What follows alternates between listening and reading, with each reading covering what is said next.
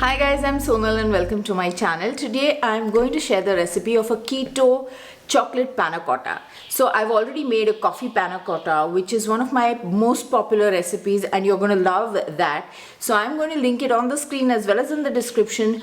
Make sure you go check it out. And today we're making chocolate panna cotta. I'm using this wonderful sweetener that I found.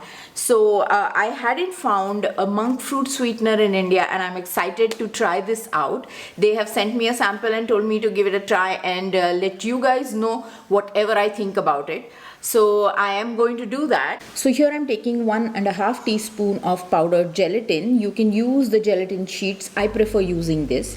To this we are adding about 4 teaspoons of water. So you want to add 3 times as much water at least, or a little more. And we are going to let it bloom. So you set it aside and it is going to take 5 minutes to plump up. In a pot, I'm taking 2 whole cups of heavy cream or whipping cream. Any cream that is available to you, you can use that. And we are going to add chocolate to this. So today I'm using 99% cocoa chocolate, and I'm going to use a total of 50 gram of chocolate. I'm measuring this.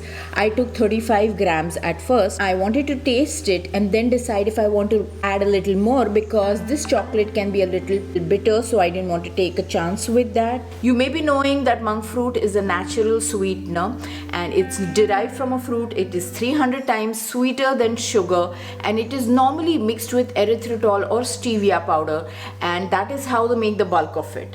So let's try that sweetener too.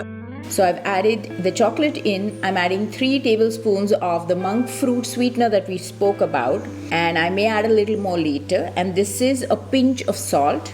This is orange essence. I think it goes really well with chocolate, so I'm using that. You can leave this out. You can add vanilla if you want, or you can just leave the essence out completely. Now I've put it on the burner and we are going to melt the chocolate. This will take some time, and if you have more patience, you can do the double boiler method, but I am just mixing everything together and then letting the chocolate melt in the milk itself. I would like to point out that monk fruit has a nicer taste, especially it is also mixed with stevia in this case, and sometimes it's mixed with erythritol, and I find it much more like sugar, the blend of monk fruit with any of these two. So in the end, after our chocolate has melted, you've given it a taste.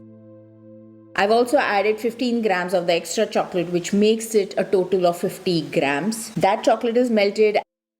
At this point, add the gelatin that was sitting around to thicken. Mix it, let it just come to a boil, and then switch the burner off. You don't want to cook the gelatin too long, otherwise it will lose its capacity. I'm going to add half a teaspoon of monk fruit more because I feel like I need a little more sweetener.